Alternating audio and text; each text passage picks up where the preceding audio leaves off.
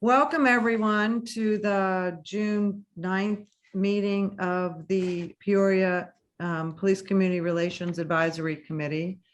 I'm going to read the governor's proclamation before I take roll. On May 27th, 2022, the governor signed a new disaster proclamation extending the statewide declaration through Monday, June 27th, 2022. With the signing of this new disaster proclamation, public meetings may continue to be held remotely, subject to the requirements of Public Act 101-0640. Commissions and committees may still hold their meetings in person if they choose to, provided they have a quorum. That being said, I have been told we don't have to read the whole rest of this thing. So that is fantastic. So let me go ahead and take roll to establish our quorum. Andre Allen. Present. Demario Boone. Present. Shalandra Birch. Present. Terry Burnside. Terry did tell me he's coming. Maybe he's check to see if you don't mind, Christine, if anybody's having problems logging on, because I did get messages from people that they were coming. Chief Echevarria, Kevin Evans, Chanel Hargrave Murray, Donald Jackson, Here. Lorraine King, Lee Lang, Present. Tyson Parks, Catherine Shidley, Present. Alex Sierra, Karen Wilson, and Janice Sagardo. I'm here. So we have had our member Allison, our under 25 resign. Allison Galvin got a new job, so her meetings are conflicting. So we have two vacancies right now, the 5th district and the under 25. So if y'all know anyone who might be interested, tell them to contact Christina or fill out the interest form on the website. Because we would welcome some new members. So first order of business is the approval of the minutes of the May 12th, 2022 meeting. It was hybrid, held on Zoom and in person. You should have those in your agenda packet. Can I have a motion? So you should have had the opportunity to review those. Can I get a motion to approve those minutes?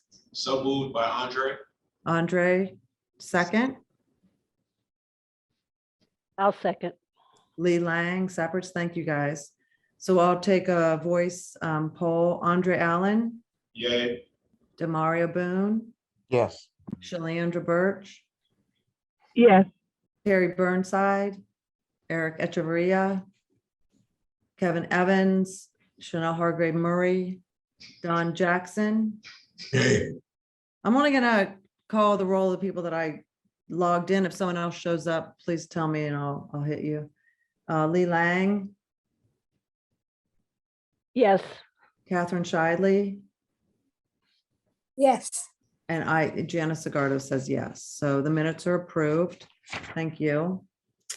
I am gonna take the liberty of switching some things around on this agenda because we have some people that are going to be leaving early. So we'll do our wellness check at the end along with our items for the good of the cause.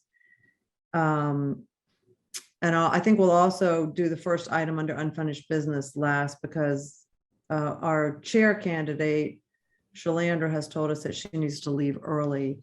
So in addition, Chanel Hargrave Murray told me that she does not want to be considered for chair. So I'm not exactly sure how to handle that since she's not here to tell you all that. But she does not want to be considered for chair. And I asked her if she wanted to be considered for vice chair. And she said yes. And then she said no. So I don't know, Maz, how we should deal with that as far as chair, but we did say that the second place candidate for chair would be in the election for vice chair. Should we So- go, Maj, should we go ahead and tell people to vote for either Shalandra or Chanel, or should we, Is Chanel not going to be here at all? or let's see, she did not RSVP that I have on my list. Christina, do you know? No, she didn't RSVP. Okay, so we don't have an RSVP from her, and I have an email from her telling me she doesn't want to be considered anymore for Okay. either. Then I would just respect her wishes and not. So there's probably a vacancy now for vice chair. No, there's not a vacancy. We just have to Okay. run the chair election. Uh-huh. And so I want to give Okay. Shalandra like the opportunity to give one or two sentences why Sure. she's interested in fulfilling the position, and then vote on that before she has to leave. Shalandra, is there anything you'd like to say about, you've been on the committee for a while, and I think you did a great job moderating the panel that we had. Was it, I don't even remember, March, April?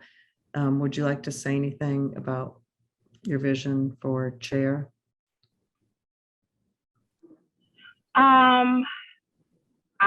I appreciate everyone who reached out to me privately to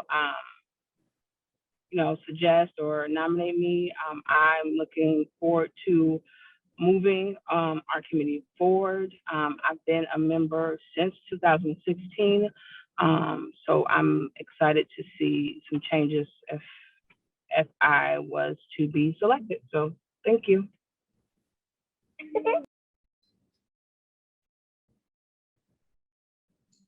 We appreciate your service on the committee, Shalandra. So I'm just going to go ahead and call the roll. Chanel has recused herself. So I'm just going to call the roll of the people that I see and that are here, all in favor of Shalandra as chair. So we'll start with Andre, Yay. DeMario, Yes. Shalandra, Yes. let's see, no one's here. Mr. Jackson, Yeah. Lee Lang, Yes. Catherine Shidley, Yes.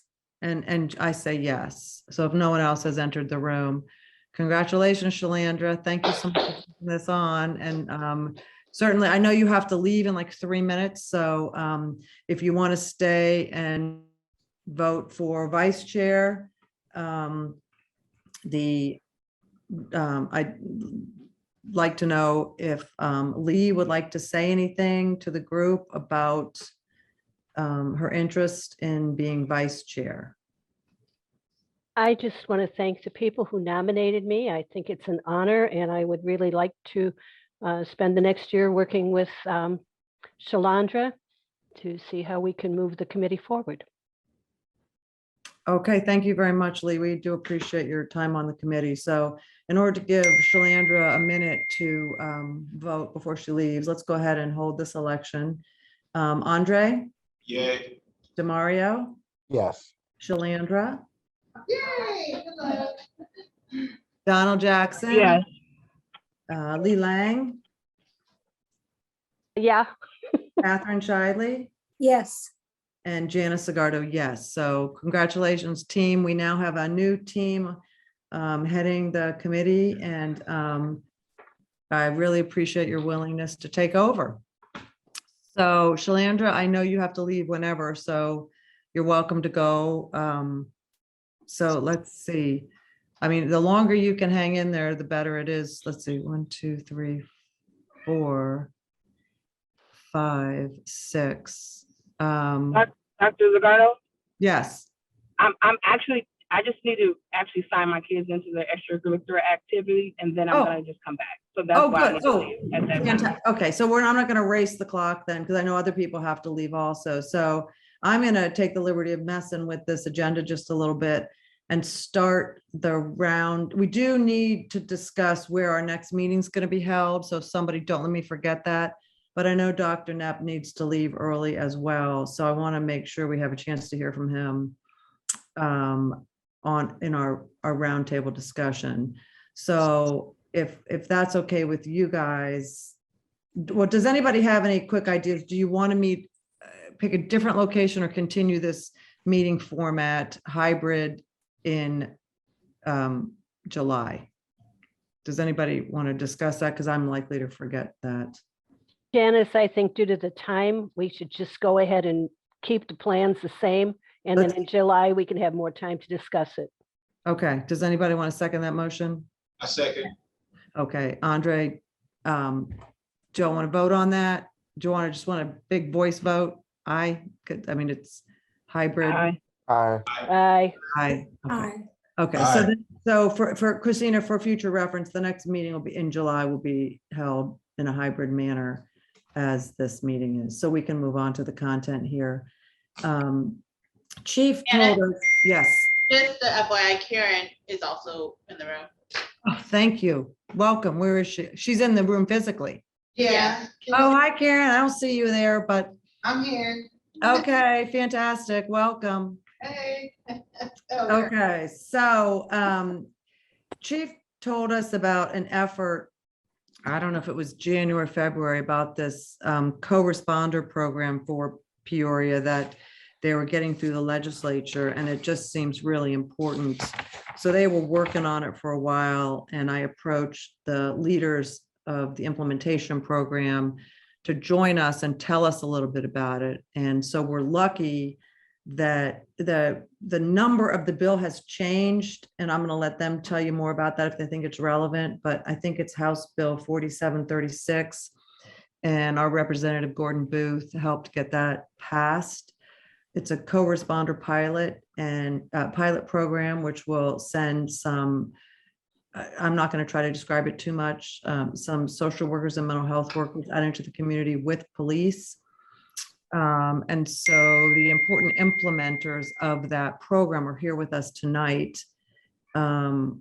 Dr. Keith E. Knapp, who is the president and CEO of Unity Point Health of Central Illinois, is here, and his expertise, he wants to know what does the behavioral health providers need from and for the police and the community. So I'm going to let him give you any more background. I know he has to leave early, so any more background that I missed about this important program, we want to welcome you and say congratulations and hear what's going to happen in Peoria soon. Thank you for coming. Thank you, Janice. I appreciate the welcome and the chance to be with the committee. Can you all hear me okay? Yes. Yes. So thank you. I'll keep my remarks fairly brief because the real experts are in the room with you, I think, and that's Mary Thompson, the president of Unity Place, and Chief Echeverria. But I did want to attend this meeting to share a little bit about why this is important and why we're so enthusiastic about it. My role is in leading our regional health system. It's not focused only on our behavioral health teams, but when we brought together the components that make up Unity Place, it was to try to break down silos and make connections that needed to exist in the community. So that brought together the hospital-based services at Methodist and Proctor with the community-based services of the Human Service Center and the Tadswood Center for Wellness. And those entities run the emergency response system.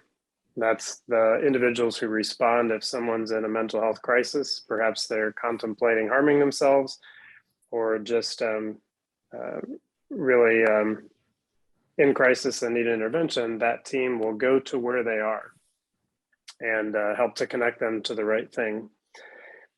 We just saw such a need for connections between the acute issues that individuals have that bring them to the hospital with follow-up care, and with more and more connections where people live, where they work, so that, you know, services are more accessible and they're more tied together.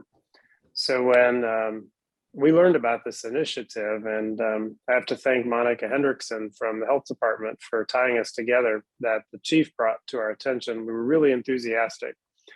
What we've learned is that our teams are sometimes in harm's way. You know, safety within the hospital environment is more and more important. but particularly for our team members that go out into the community, they can be asked to come into situations that are challenging. Sometimes tempers are high. Sometimes, maybe there's a domestic abuse instance going on as well, and the person we're responding to might be a victim. And the ability to have a police officer present with them and available as they respond to things really can enhance the safety of our team members. And we understood the same to be true of the police officers, as the chief shared, the many times that police are asked to respond to incidents and are perhaps asked to intervene in things that they don't have the expertise or don't have the ability to tie people to follow up resources that they need. So for our team to be able to put a counselor or a social worker along with a police officer in responding to an incident, we just saw tremendous potential in that. So our teams have been working together for several months now to explore that idea, try to put more details to it. And, one of the challenges is who's going to pay for it, where it adds resources. And we were really grateful then to learn of Representative Gordon Booth's support of this, and to have this location be a pilot site. We think we're going to be able to demonstrate good outcomes to justify this expenditure and show how it not only saves money, but improves safety and helps people get the care that they need. So having the financial support as it launches is really critical. So I just wanted to attend to share those things and my enthusiasm for the model. And I'm happy to answer questions from the health system side. But like I said, Mary Thompson is with you, and Mary is the president of Unity Place. She has some experience with similar models in other areas and has studied this along with the chief and the team. So I think she'll be able to give you, bring more expertise and give more details than I can. But we're excited about this model, and we appreciate your interest in learning more about it tonight. Thank you, Dr. Knapp. I don't want to jump ahead because I don't know who's going to answer which questions, but does anyone on the committee have any questions for Dr. Knapp based on from the medical perspective? Looks like I do. Chief, I have a question. Oh, Mr. Jackson. Yeah, if you are called to a scene where this emergency help would be required, who will be in charge of that decision?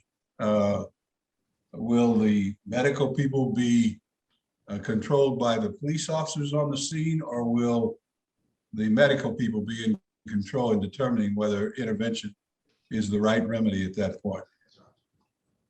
That's a really good question. I have some thoughts on that, but I think the chief has more expertise based on how this has been rolled out in other communities. Chief, would you like to respond to that? Yes, absolutely. And I apologize, I'm running late. I had a personnel issue we had to deal with, and so now I'm here. So I don't know what you guys have spoken about prior to this. So we are still working through how our responses will look, if you will. We're still in the infancy stage. Again, I appreciate Dr. Knapp and his team, and we have been working great. Monica Hendrickson from the Department of Public Health there, the Peoria County Department of Public Health, and we are still working to.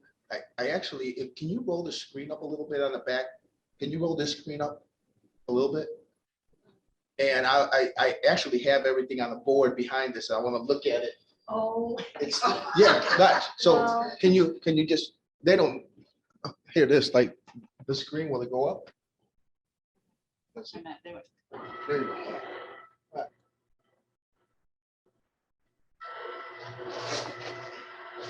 Nobody better erase that, right? Can you still hear us? Did it shut off? We can still hear you. We can hear you, but we can't see your screen. You want to turn it back on then? I messed you all up. Pay for effort. Yeah. It's all up there. It's all up there. Right place. Yeah. Well, here I come messing it up for everybody. they're having a party and we weren't, we missed the boat here. Can you point the camera at it, chief, or? It'll take- Can you send them a, do you still have it on? No, I wasn't actually on the Zoom, but I can hop on. Can you tell them we're technical difficulty, we're logging back on? We can hear you, we can't see you. Or we can do, there we There you go. What's said in the room stays in the room. All right. No, we can hear you. They're It's not, it does not Somebody stay in the get on room. and let them know. So your camera and video audio is still on, chief. What's that? Avoiding the tough. Oh, I'm avoiding them. Yes, yes. No, never. I don't- That's actually one of the fundamental questions. Well, and I knew that question was gonna Yeah. come up, so. I was just thinking that. Can you all hear us in the room, Chief and Mary? We can still hear you. Oh, okay. So you Yeah, can hear us? we can see you. We just couldn't see the screen. We can hear everything and we can see you guys still. Oh, perfect. We couldn't hear you guys before. So, yeah, Yeah, we're good. I told the councilman, don't say nothing bad. They might hear us. I try to. Yeah. keep my So, words to myself. okay, perfect. So the question was this. So I took a picture of it because apparently it turned stuff off when we opened that screen up. So what we're looking at currently. So yes, so yes and no to your question, in the sense that we are going to hire through Unity Point, if you will. So they will be Unity Point employees working alongside the police department. And there'll be some type of MOU in place because we want them to be able to have access to our database, and we want them to have access to that medical or mental health database as well, so they can provide a better service for the client, if you will. And part of the responses that we're looking at is, one of the things as the chief is, and I've said this over and over, we don't need to be responding to everything. And right now, for example, if there is a suicide call, let's play out a scenario. I took 25 pills of something. Well, the response now is the police are to respond to that. Is the police the right response? Because I can tell you, for 23 years that I've done this job, I haven't had to respond to calls in several years where I'm the primary. But what happens is we show up. If we're lucky, we show up. You took how many pills? Can I see the pill bottle if everything goes good? And we say, yeah, this person took, and we sit there and we have a conversation with them until an ambulance arrives. If everything is going good. If things are not going so good, we've walked into a situation where we may have now agitated somebody, because what's the police going to do for me when I took these pills? The presence sometimes of just the police in that situation can agitate the situation, because we're not doing nothing but standing there because we're not medical professionals. But like I've continued to say, is we don't have the luxury to say no. So, and there has to be some type of response, but this is the response that's typically been in place. So we want to change that. The police is asking to change this response. I'm asking for us, and this is why in December, and I had a PowerPoint that hopefully if everything comes back up that I could show. In December, when I proposed this model to Jahan, and I said, Leader Booth, this is what I think we need to do. We need to have funds for this. She was like, she loved it. We put the information together and we pushed it out. And hence here we are now, and we'll be, hopefully this money will be in place here next month to be able to start creating this. But part of that policy is that how do we create a response? And what we've looked at is, let's call it an A, B, C, D, E response. And if you look, if you was to draw a line, high, mental health and high police response, right? High police response at the top, low police response at the bottom, high mental health on one side, low mental health on the other. So when we're talking about a low mental health response or low mental health and low police, what's that really mean? It's a non-criminal, probably little to no police, where we then have a response of just a ERS response, or what we're going to call our CIT response, right? Our crisis intervention response, where our social worker or our mental health worker responds yes to that call. Now, we may be outside, we may wait on a thumbs up from them just to make sure that they're safe and they feel okay and there's nothing else, and we leave, but we're still working through how that's really going to look. Then as you go across it, you're talking about a high mental health response and a low police response. Again, what's that call? Somebody who's a little bit more agitated, and a high mental health. I'm trying to give you the examples that we had, but And I think maybe one other way, Yeah. when I think about this medically, Yeah. so in medical terms, what we think about, and I think in law enforcement Yeah. too, you think about triage. Mhm. So how do we identify what the highest need is? So if we have a situation where there's a high mental health need, maybe a dangerous suicide attempt in progress, we would co-respond. So the mental health staff would respond with the police. In that kind of circumstance, the police would probably initially control the response, Mhm. with the mental health professionals waiting to step in And the pass once up. the safety of the scene, the identified person of interest is calm cameras enough, on. and that we would be able to then support with mental health intervention. I think the other part of the program that I think is really important to speak about as well is we would be working proactively with some of the citizenry that we know may have a mental health condition and have frequent interaction with law enforcement, or what I'm calling as a social worker and a nurse, like a nuisance crime, maybe petty vandalism or other types of things. So we would be able to work with that individual proactively side by side with law enforcement to support that individual to disrupt that behavior. It would avoid unnecessary incarcerations and arrests, sort of thing. But Excuse me, Mary, do you want to hang on one second? Let me introduce you so that you can make this more of a roundtable discussion. Yes. Yeah, I appreciate you jumping in. And also, can you point the camera a little bit, Christina, over there towards Mary? So Mary Sparks Thompson, RNLISW, is the president of Unity Point Health, Unity Place.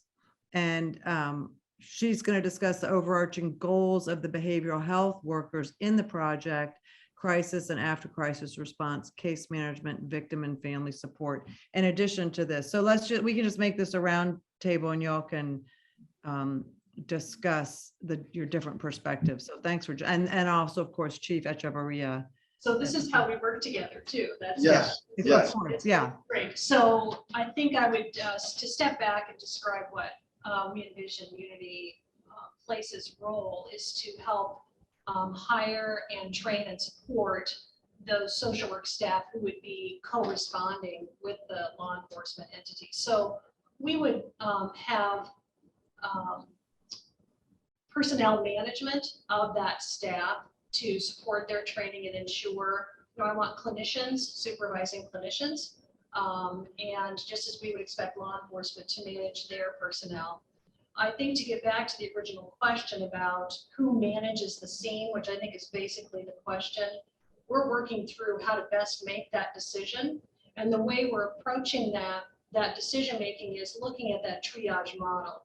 So when we have a high dangerous situation with someone who's at threat of losing their life, for example, the response there would probably be led by the police until, again, the scene is secured.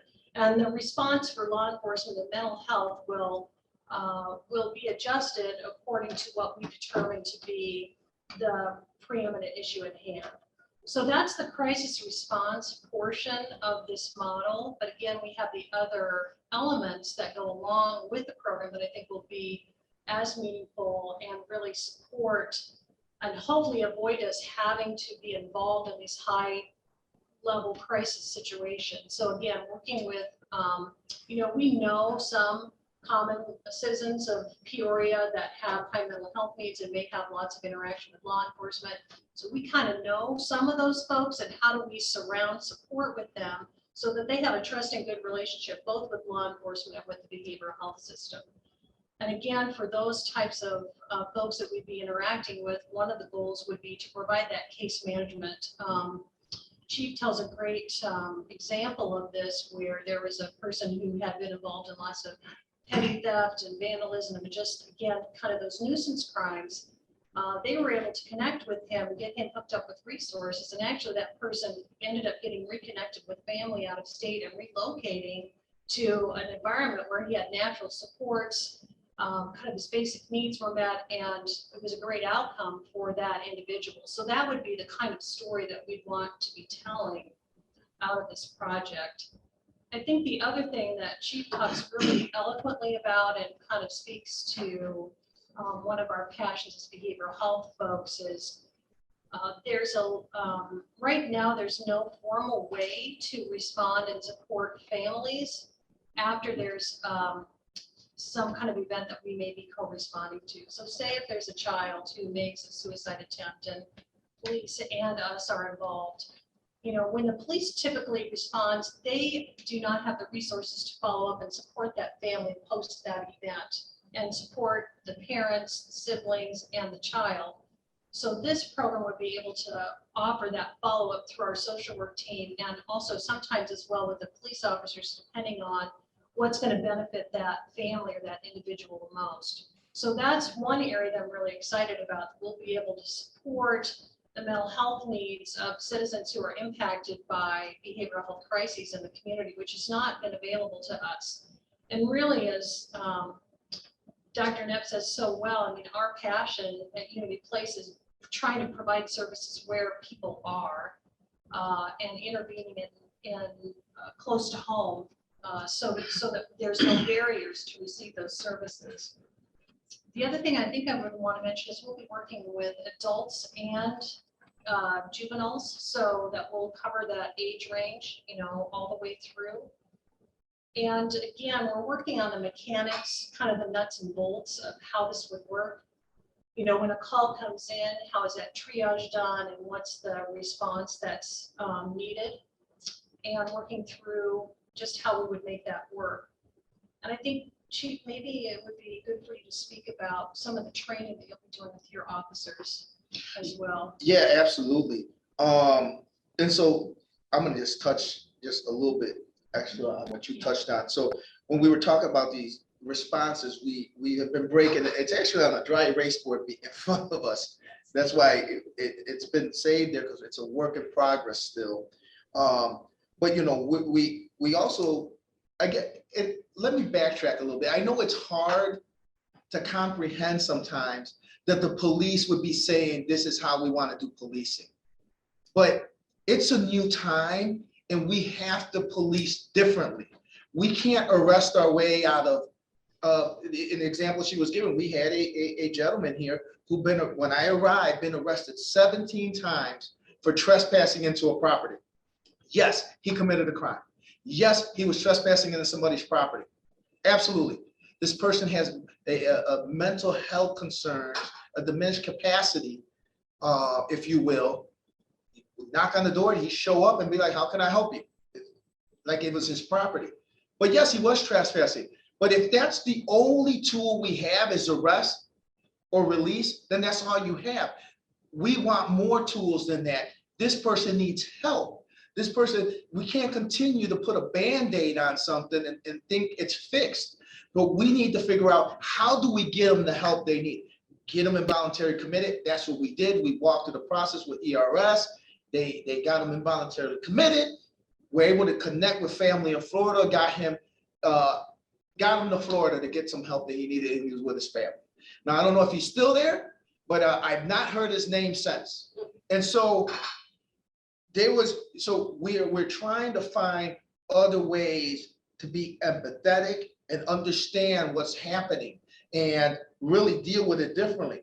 But on that same token, we need to respond differently. So when we talk about a high police response and a low mental health, You know, the example I can give you from that is an example of a domestic violence situation that's really bad, or a child that may have been lost or even hurt by a parent, right?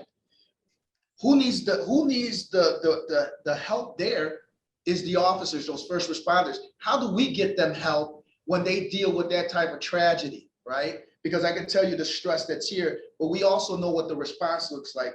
And then when we talk about high police and a high mental health, that is everybody's there.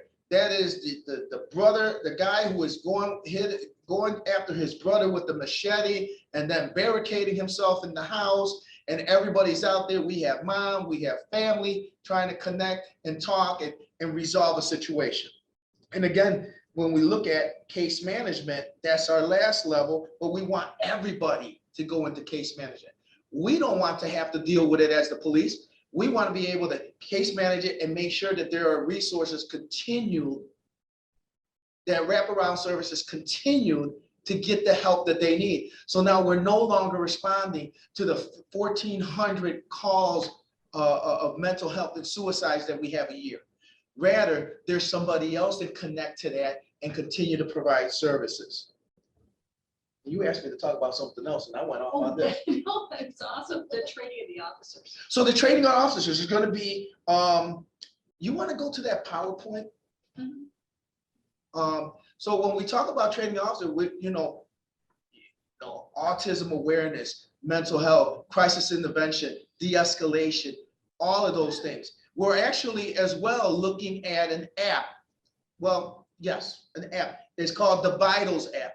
We would be the first department in the state of Illinois if we get this app. What we again looking at ways to engage with people without putting our hands on them, right? Remember, veterans, PTSD, autistic, other mental and behavioral health issues that may come.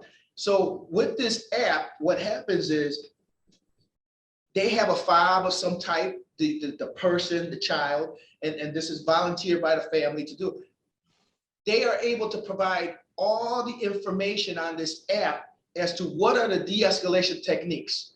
This person has PTSD, and these are the de-escalation techniques for that person. So if we're talking about, let's talk about a veteran, or if we're talking about an adult with autism, for example, the example I always give is if you see a child standing outside of a pool, a public pool, looking into the pool area, nobody says anything.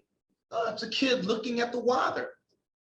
Now change that kid to a 35-year-old man doing the exact same thing.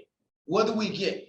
The 911 call, there's somebody there's an adult male looking at kids at the pool, but what if this adult male is an adult male with autism who is stimulated by seeing water, right? Because we know in autism, water is a stimulant. Somebody sneezed there, okay. Bless you, Mr. Jackson. I think that was you. And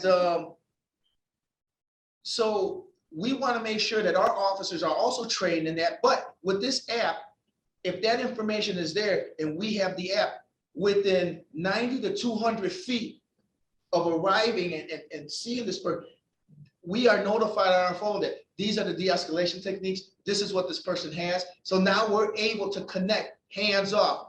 There could be a video on there. There could be the mom talking, hey, Johnny, this is mom. You're okay. You can talk, right? So there's other ways to connect without us putting our hands on somebody and it turning into a problem because of lack of information, lack of training as well. So this is all stuff that we would be adding into our training, not only for the police department, but for our community. So if you don't mind, can I jump into this? Go ahead to the next one. Hit again. So we understand where this code, just hit it 4 times. I want every today, perfect. So 1950 to 1980, legislation and case law was there addressing the intersection of mental health, program funding, and law enforcement, significantly changed the availability of resources and the ability for outside entities to impact the course of care for someone with mental health condition. So I want you to understand a little bit of the history. the impact of that is mental health facilities closed and care moved to outpatient setting with community mental health centers and a focus on the least restrictive treatment setting possible. Can you move our faces from, no, go back. Can you move the screen where we're at? Because I can't read that. There we go. So then in the late 1980s and 1990s in Los Angeles, California, in response to an acknowledgement of the impact of legislation impacting access to mental health resources, decades later, we were able to recognize that individuals previously served by these mental health institutions were now marginalized and ostracized in our society, leaving them facing situations of homelessness and increase in substance use secondary to a lack of resource and access to them. And all of us, or any of us that have lived during these times, 80 on up for me, we see this. We see what has happened over the years. The amount of homelessness, substance abuse, and all these things where we've gotten to, and now we're trying to correct that, right? You can go on to the next. So, oh no, there you go. So how did we get here? How did the Peoria Police Department start? I spoke about this earlier. 2021 proposed the idea. So now, 2022, we're trying to design this program and an implementation, which included funding, which July 1st is the tentative date for this to come in. So we'll have that. And creating this infrastructure significantly will improve based on data gathered from beginning of the program.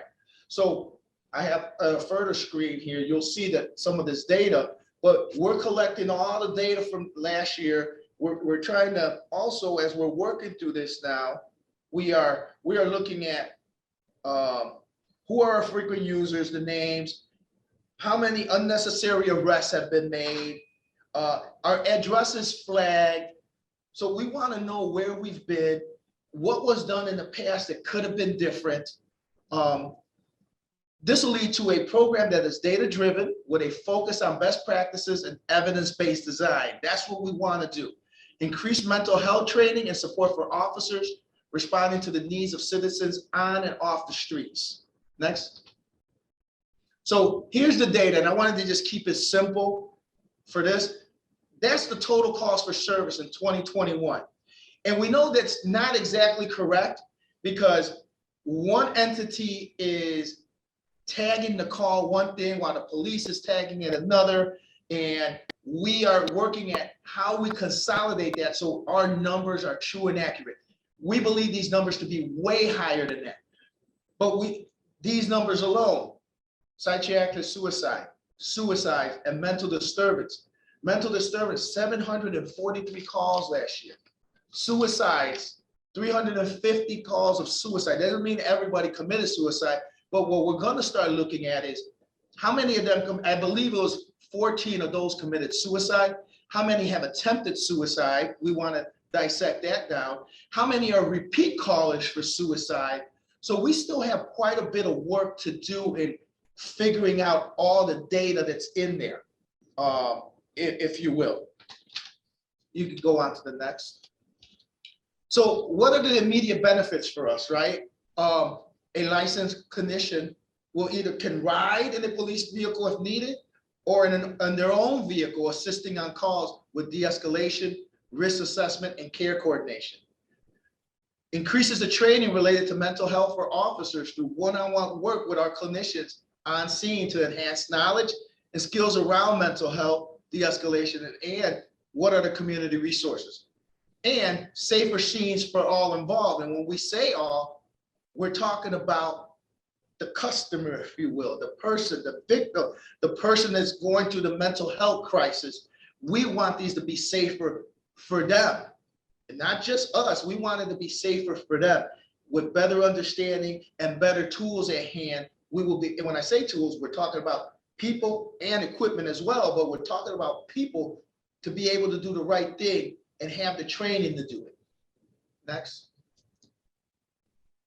Peripheral benefits.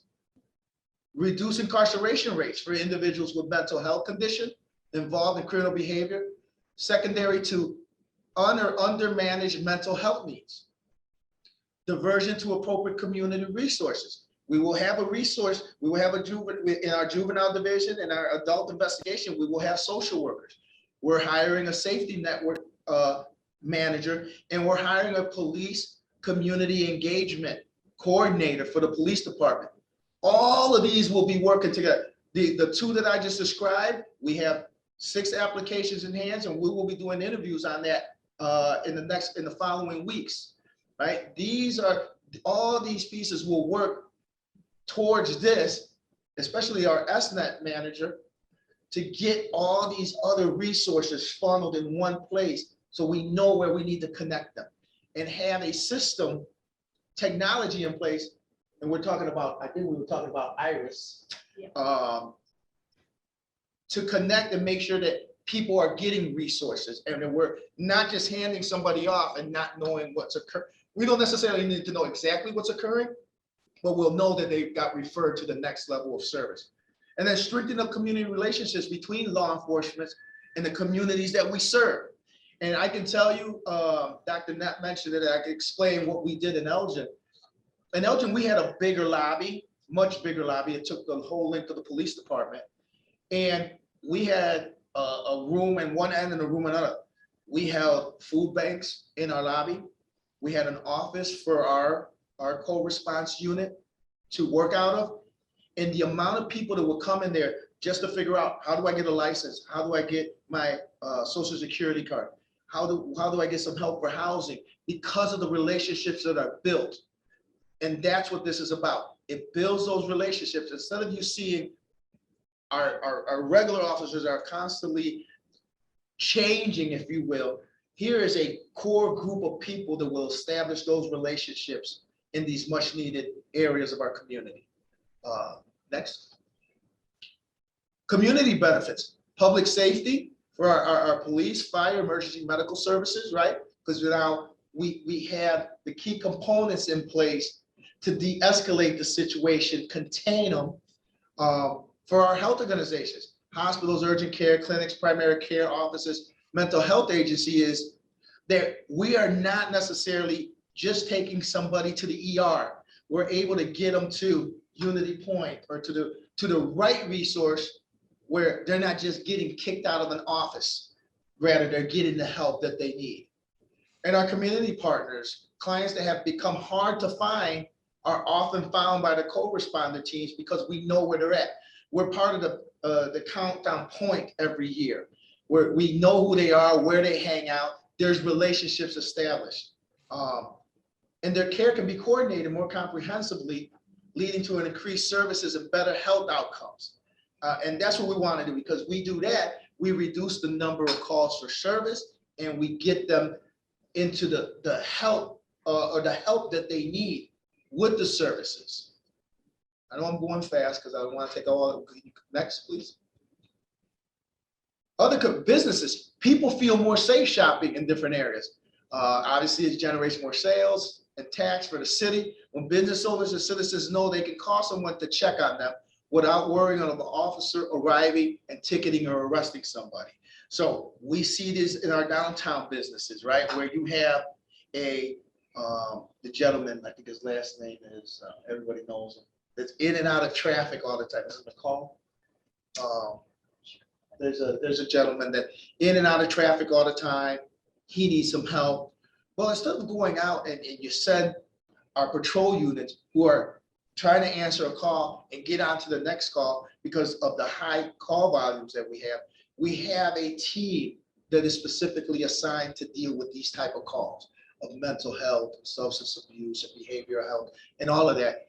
And we can get them where they need to go because they have more time to work that call versus our patrol units, if you will.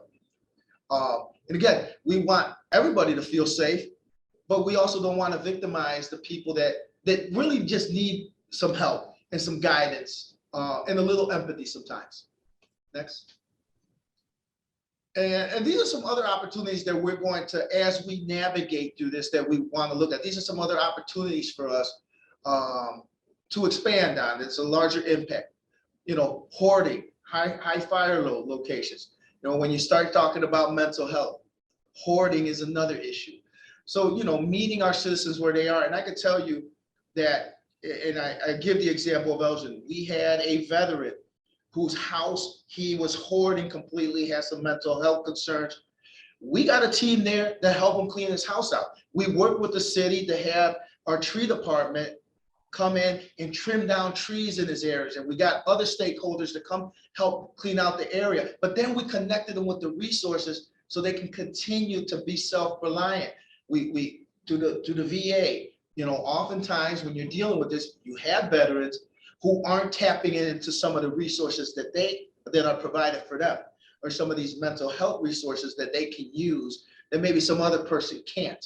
But this group is there to help that and get those other connections in place to get them where they need to be. This person had a couple dogs. We were able to get somebody to take the dogs in temporarily, some like pet resort, and we were able to get this person the help that they needed. Our aging population, right? You know, cities benefit when their citizens stay there. Allowing people to age in place and provide in-home services is becoming increasingly important.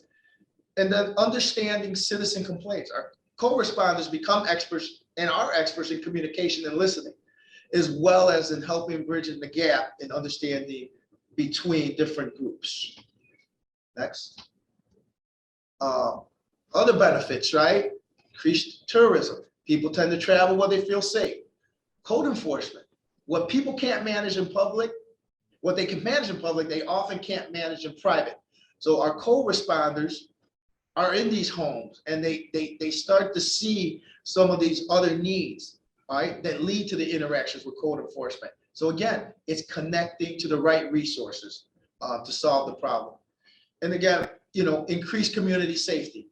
Drug and human trafficking is big, and it's big here in this city. So when we talk about some of these panhandlers, for example, that you see, it's the story is not as easy as they're just out there because they want to not work. We have human trafficking that it occurs in the city. And when you start seeing that type of activity, sometimes, not saying all of it, part of it can be human trafficking where people are set out into an intersection to collect a certain amount of money, right? But these are vulnerable groups. And sometimes there's this mental health or behavioral health element to it that we need to tap into and get them the help and check out what and figure out what the root causes of it is to then help them get out of what they are now entrenched in at times. Next. I went through that very quickly. You can close out, thank you. I went very quickly through that, but I thought it was important to put that together this week. I thought it was important that you guys kind of get a bigger glimpse of some of it. But again, a lot of this is still a work in progress.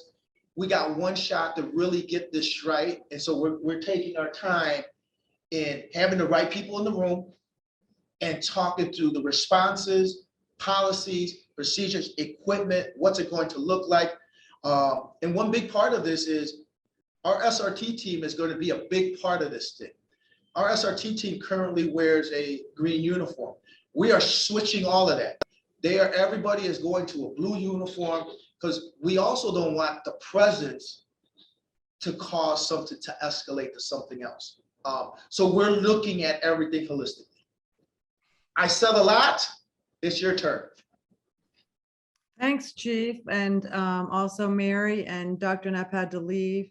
That was a great overview. I think you answered a bunch of my questions. I could just check them off as I went through. So it's an excellent presentation. You did bring up a couple issues for me, and I think if everybody else on the panel raised your hand and I can call on you one by one. So a couple questions, I'll just shoot them all off. How many years are you guys funded for? Is it the state of Illinois in cooperation with the police department that's going to fund it? You said their employees are going to go through Unity Point but work at the police department. And also when you're trying to connect vulnerable individuals in town, I know Monica Hendrickson at the health department really has a holistic view of health, including poverty and food and Monica is a key component of all these meetings. Yeah. And it's been on this from day one. So my question to all that is, where's the budget and who how do we are we paying to connect people with resources? Where's the money coming from and how many years do we have it for? Well, at this point, I believe it's 3 years and the money's coming to the police department. Through the state of Illinois, Correct. not through the city of Peoria. No, through the state. So 3 years to the police department. So it's a program that you all are implementing with partnership with Unity Health.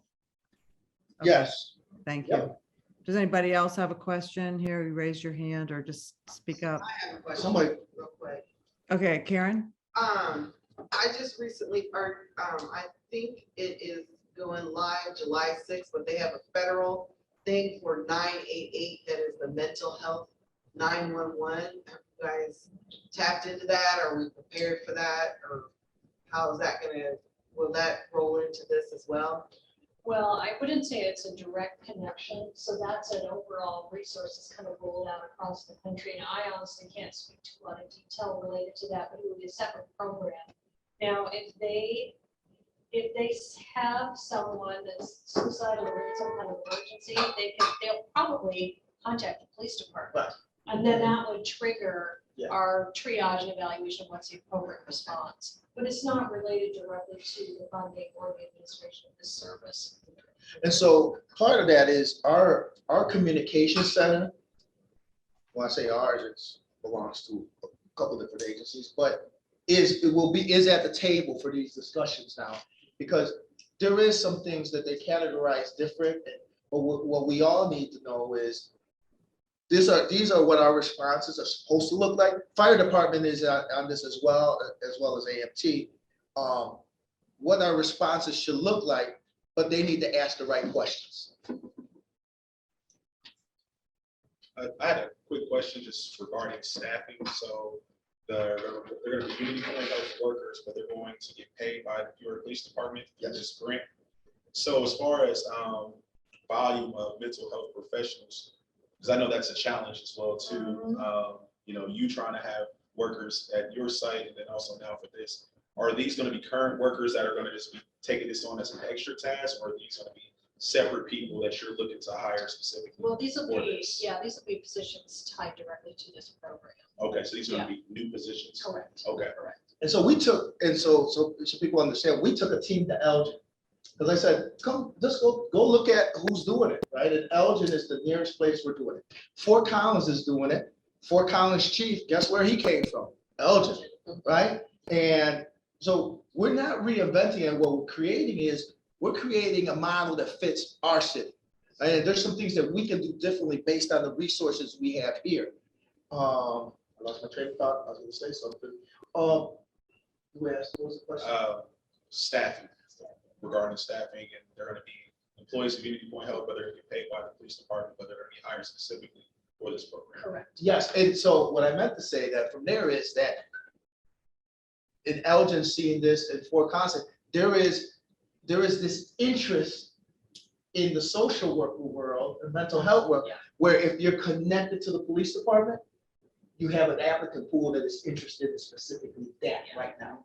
So there's a movement in that. I really believe that this is the future of policing, like this model and how we're doing things. And that's why we want to get it right. We are already seeing other departments in Central Illinois copying what we're doing. And that's what we should be doing. When you see something that's working good, let's do it. Right? In the immediate example I can tell you is Bloomington decided we're going to do walk and talks. Oh, walk and talks came from here, which we brought from, right? So they're starting to look, and the questions that I get from other chiefs, and when we proposed this, 3 other cities said, oh, we want to be part of that.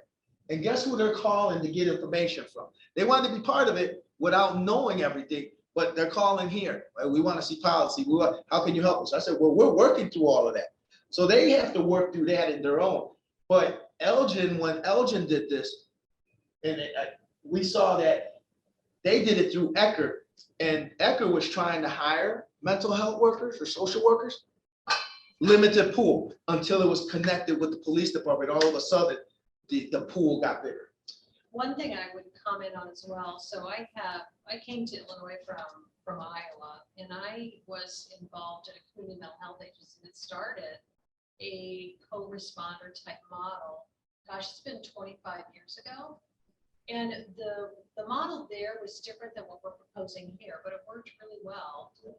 They did things a little bit differently. They involved nurses and social workers to respond with the police. They had a psychiatrist they worked with, but I think what we're proposing here for Peoria seems to fit really well with what the community needs are at this time. And I think the other advantage that we have, I think about this through a clinician's lens. So I think about it as a social worker and a nurse.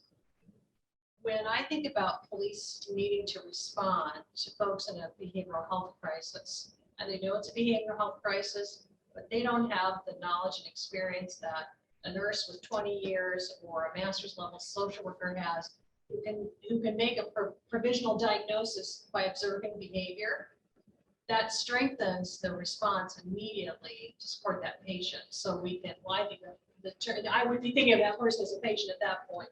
So how do we support that behavioral health need and de-escalate that patient successfully so we interrupt a criminal behavior that's based on their mental illness, as opposed to having them continue to escalate.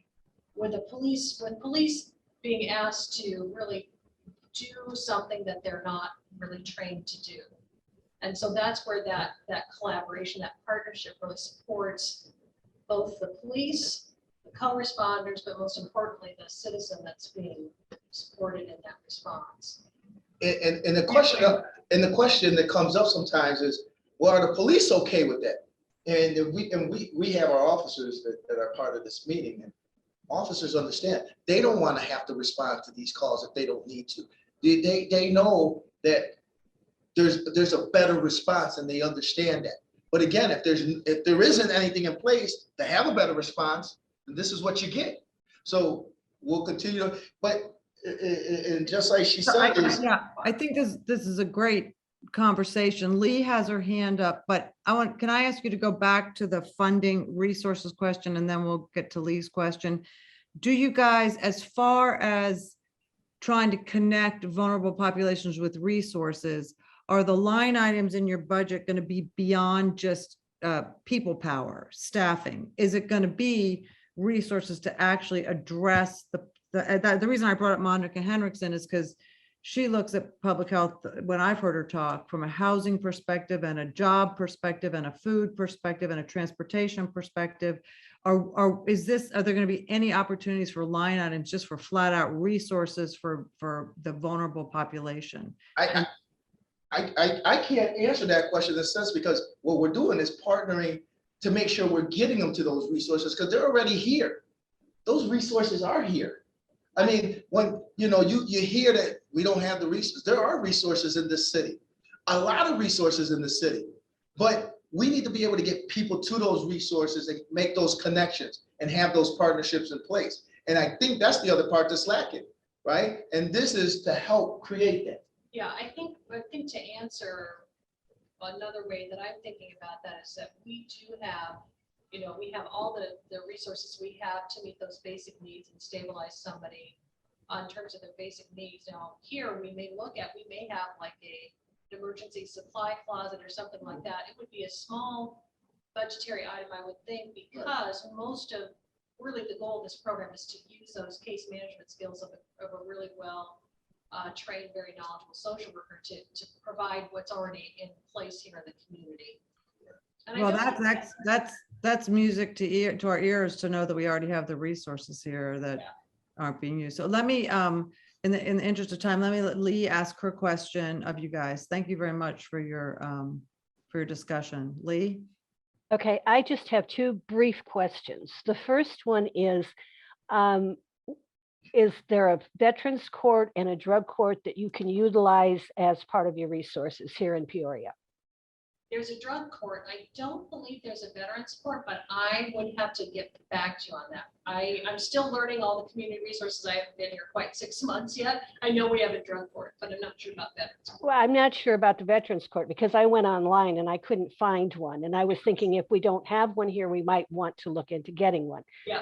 Yeah. Okay. The second question I have is I have worked with social workers who have the idea, and the reason I'm asking this is because what the chief said about the number of attempted suicides. But I have worked with social workers who have had the attitude that if you tried to commit suicide and you didn't do it, it's because you really didn't want to. And they kind of dismiss the idea of suicide being important. And I have gotten into really good arguments with some of those social workers when I worked with them. Are the social workers going to really work with people who may have 3 or 4 attempts and look at that as serious? It's not that they're just looking attention seeking. Yeah, that, if you could see in my ears, there's steam coming out. They did. Yeah, there's steam coming out because I thought, oops. yeah, no, I think that my short answer to that is that I'm really proud of the staff we have at Unity Place. They're very compassionate, and I've been in this business a long time. They're some of the best I've ever worked with. And we would do our best to not hire someone who doesn't have that compassionate approach to someone. Some people have they're chronically suicidal. They have suicidal thoughts they deal with often. So we should always be approaching that person with compassion and understanding. So if we've had someone, if we made it, sometimes there's hiring mistakes that are made, but if we would ever come across someone who was not comporting themselves with that compassionate approach and that kind, understanding, therapeutic alliance, we would be correcting that behavior or helping them to find another Employment. Yes, thank you. And Lee, I would say this, if we realize that it got past them, I would tell you that would be no apprehension in us to say, this person can't work here, because that's not what this is for, right? It's compassion and empathy. And I think it would be the same for us. If we had an officer that we felt was not, absolutely, that was out of line and too aggressive or whatever the response or dismissive, yeah, we would be communicating back and forth. And that's what this whole partnership is for. Okay, I'm really glad to hear that, because that part of it did concern me, especially when you mentioned the number of people who have more than one attempt. Yeah. Thank you. Well, the flip side of that question, and this is to the chief, is what about those old school officers who believe every situation can be resolved by going in with blazing guns? Are they going to accept this program? In your opinion, and of course, you don't have the choice of just firing them. You can't do that because of the rules, but how are you going to deal with that? Well, I got plenty of choices, but I will say this, is I'm not seeing that from our officers. Well, come on, Chief. That's part of. You want my answer, Donald, or you gonna, right? You want my answer, right?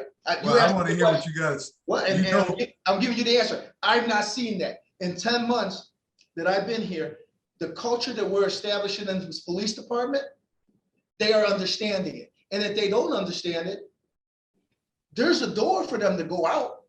And there's other things like there's suspensions, there's letters of, there's other opportunities.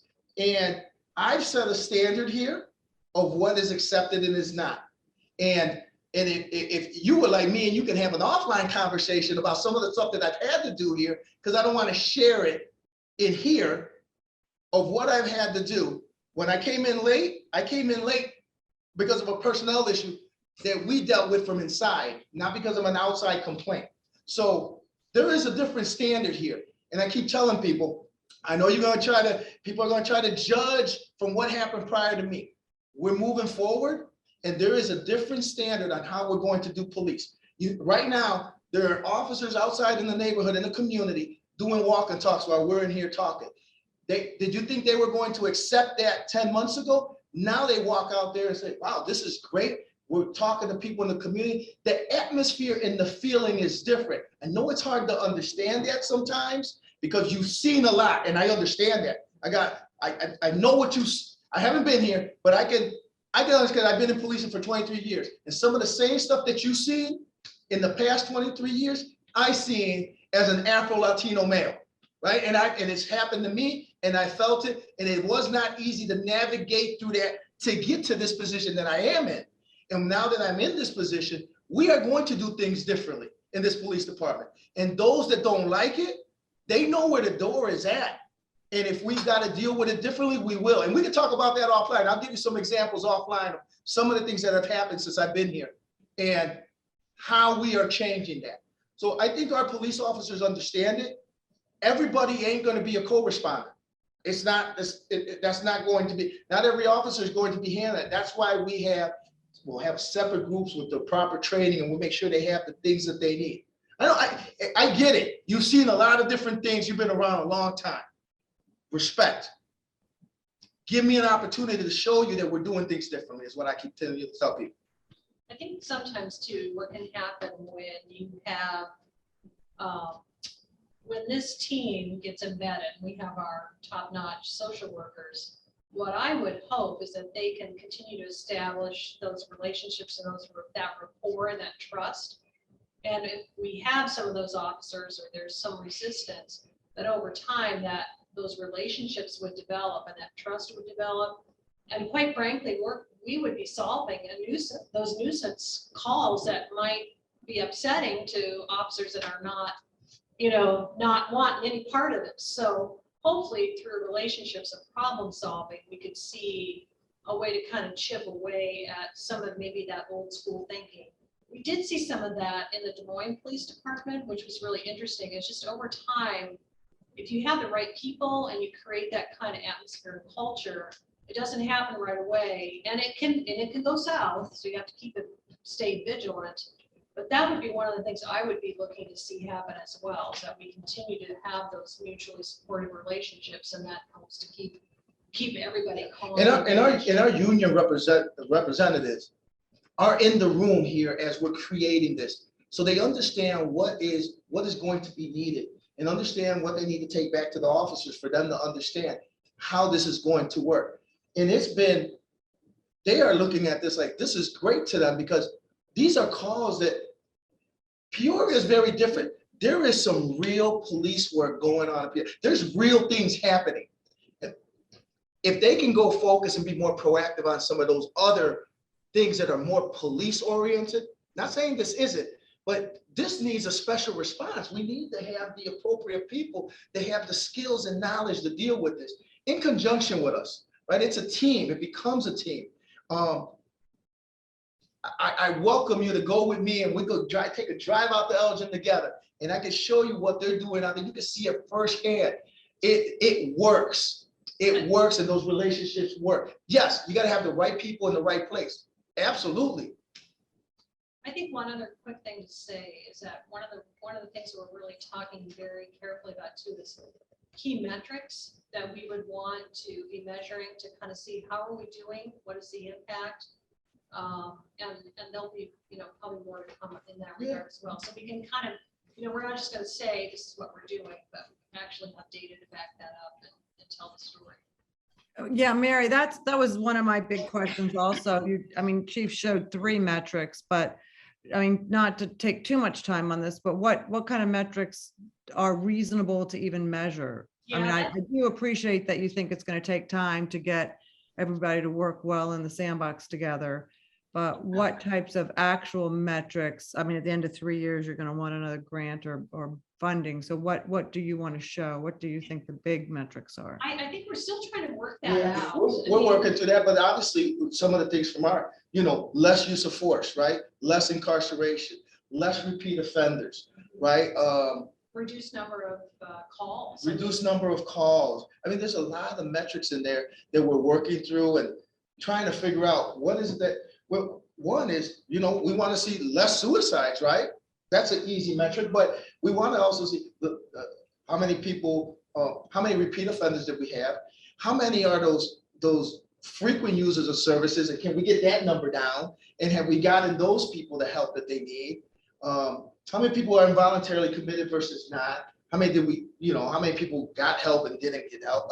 There's quite a bit of metrics that we're working through to figure out, and we can. There's ways to gather all that information. Well, and to give you assurance, Monica's helping us with that. And yeah, if anybody knows So we Monica, know good data. Monica wants numbers and data. Well, thank you, everyone. Does anyone else have any questions for the panel, which is now Mary and Chief Echevarria? I think it's an exciting program. I hope it can make a big impact on the city and those in need. Mr. and- Jackson, I'm coming to your office to have some coffee sometime and we'll chat some more. It's always open. Yep, I've been wanting to come in there. You got some nice paintings, I see. That's right. Yolanda Wall, Christina, do we have any citizens to address the committee? Because I do have some other items on the agenda first, but, No, I don't. have She'll any. answer that question. okay. Well, I don't think we've responded to that question. There was a question in the chat from Shaland. Oh, sorry, I thought I was on top of the chat. Okay, let's see. So What- Shalandra, this is my obsession. The question is, what plans do we have to retain quality workers? I think we have to start with the right hire, getting the person who's passionate about this. I think really what we're learning over time is we want to connect people to the mission of whatever project and work that we're doing.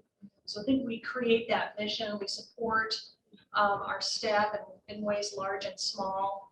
But I agree, that's one of the biggest challenges we have right now is workforce, both on police and healthcare. Oh, yeah, for sure. And it's really something that we're digging into, and actually I have some project work going on in that regard. Thank you for responding to that. Yolanda Wall, could you identify yourself, please? I see your hands up and you can ask your question. Yes, my name is Yolanda Wallace, and I'm glad that I attended tonight's meeting just to see exactly. I have an idea of what this is going to look like, kind of sort of as you guys talk, and I'm just wondering as it relates to mental health. You said all the employees will be going through Unity Point. That would be, first responders and that of the Peoria Police Department. But I'm wondering, as a survivor from, some gun violence type stuff, if there will be any part that would be available for people like that to work in that area as it relates to gun violence. Because, sometimes that grief can get out of control. And the police is called to calm down and talk down the situation. Yeah. So, like, are you saying like yourself working in that, Yolanda, if I got that correct? Yep, like myself, okay. Is that, I'm just, no, that's why I'm asking. I just want to make sure I got the answer right. So, one of the things that, I think that's a whole nother, I think you see that on the city council to the last council meeting is we're looking at a cure violence program where we would have violence interrupters. I know it didn't pass on that council meeting. I think there's still some hope that we're still working and looking at this cure violence model, and one shape or another, at least the understanding of it and how do we implement something like that. That model does have what's considered violence interrupters. It's evidence-based strategies, and that's, I think, where that fits in. Obviously, we're going to have social workers in our juvenile and adult investigations, and if we have somebody with gun violence and we know somebody that's willing to step in and talk with them or do something like that, we'll be able to refer somebody and say, hey, can we connect you with them? But I think if we're able to get a kind of a cure violence program up where we hire violence interrupters, that's where that kind of falls in for us. Thank you. Well, thank you for your participation, Yolanda. Thank you for coming. Anyone else? Okay, well, I really want to thank the panel for this conversation, and I'm guessing that you are going to want follow-ups on this because it seems like an interesting, very good program for Peoria if everybody can work together. We do have one piece of kind of unfinished business, new business. We'll move on because we're almost done here. Chanel Hargrave Murray did express interest in being on a subcommittee. She had proposed in the last meeting or two, creating subcommittees of neighborhood community involvement. So the new chair and vice chair might want to consider creating something if the committee is interested in pursuing that. And then the chief, I think we missed the general police updates last time. Do you have any current pending formal complaints or other notable stats going on currently in the city? Let me think. We had one complaint on something that came through the state representative's office. But that was closed out. They were actually really kind of complaining on the jail's condition, which doesn't fall on us. And there was a complaint in there about some things that happened, according to this person, that might have been intoxicated. It was a domestic situation. There were some things, but it was clear. It was nothing. Once he talked and was able to understand what was on the video, his story was contradicting what was on the video. So that was it. That just came in like a day ago. Other than that, there's no any other external complaints. In the past, I think we were just given an update on all complaints, including, I think, internal, just the number of, are they going up, going down? Even including internal complaints about officers and whatnot. Isn't that correct, fellow committee members? Yeah. Well, I don't have that number for you, Jeff. Okay, well, that's up to you guys whether you want to be updated on those. So thank you, Chief. Yeah, no problem. Okay, so Christina said there's no citizens who have asked to address the committee. Okay, so we're moving right along here. Items for the good of the cause. Does anybody have anything they want to share with us? What's going on? How's everybody? I just want to say thank you to Dr. Zagardo for your time on the committee. I know that you will be rolling off. We appreciate your leadership this past year as chair and your time on the committee over the last several years. So don't be a stranger. Don't be a stranger, please. Well, you guys have given me quite an education, so thank you all for that. I've learned a lot. Did I miss the vote? Yeah. So our new chair is Salandra. Oh, congratulations. Who will do an amazing job. She was humble in her speech, but she is a recent recipient of the 40 Leaders Under 40 class of 2021. She is a leader in this community. She's going to do big things. And shout out to Lee Lang for stepping up as vice chair. I know you'll do a great job in that space as well too. So I'm excited for the future of the committee, but I think we have a good foundation from our previous leadership. So thank you to everyone. Okay.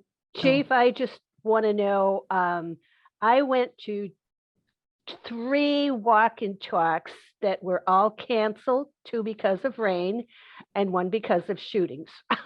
So are those, I understand one of those is being made up tonight. Are the other 2 going to be made up? Yes. Will they be next week and the following week? Probably. We haven't talked about that yet, but we decided yesterday that this one would go today and we put something out. And so we got to look at the calendar and see. I just want to let you know, in the rain, I come with rain jacket and umbrella. Okay. So, I'm ready to go. Yes. And it's too bad the civilian is the one that shows up. Well, we appreciate that, Lee. You're a trooper. You're a trooper. But these officers, although they wear a rain jacket, they got another 8 hours to be walking around wet. And so I do want to put a word in for those. Catherine and Lee and I did go on a walk and talk, and I encourage everybody to participate in that. We teamed we kind of split up. We all 3 went our separate ways in one apartment complex with different officers. And I encourage you to identify yourself if you do go as a member of this committee, and let people know that they can contact the committee.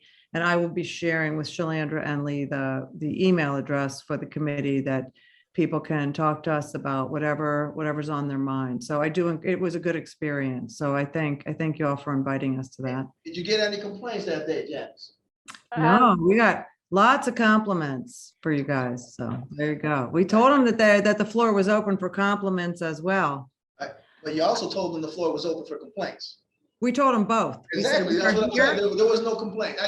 I like to point that out because sometimes we get caught up on complaints all the time and there really ain't that many complaints. I want to say this, and I've got to say it now because I'm not going to wait another month to say it. I was appalled when I asked if there was a brochure that I could hand out giving information on this committee. And the thing that I got from Christina and what Janice had said, all it says is how to fill out a complaint. When I go on these walk and talks, I am not trolling for complaints.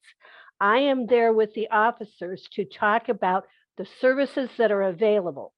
So one of the things I would like to see as a new business item for next meeting is that we come up with a brochure that we can hand out to citizens and talk about what this, I would like to see a lot of citizens coming to this committee because they're excited about helping build relationships with the police department.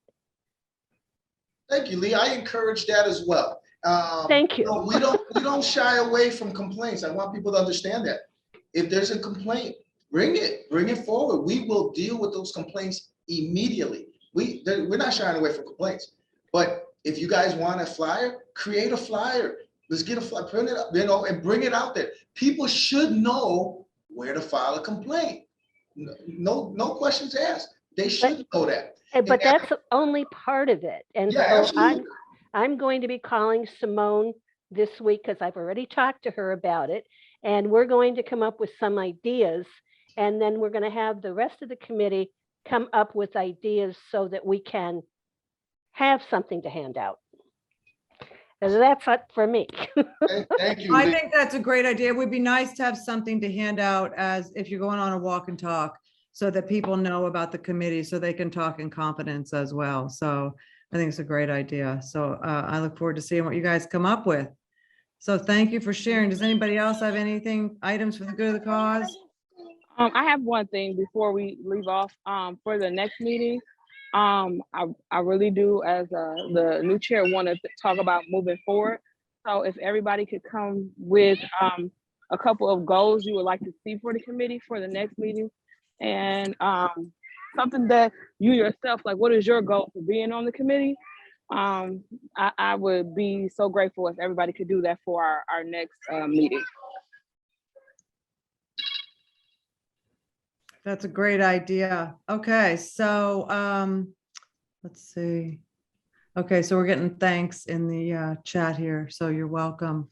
So thank you everybody for coming. It's been my honor to be the chair and to participate in this committee. Do we have a motion to adjourn? Second. Second? I'm sorry, who said second? I did. Lee, okay, Lee seconds, okay. I'm just gonna go around the room as I see you guys because I've lost my my attendance sheet. So Lee? Approve. Catherine? Yes. Karen? Yes. Andre? Yes. Chief Echeverria? Yes. Don? Yes. DeMario? Thanks, Janice. Yes. You're welcome. Shalandra?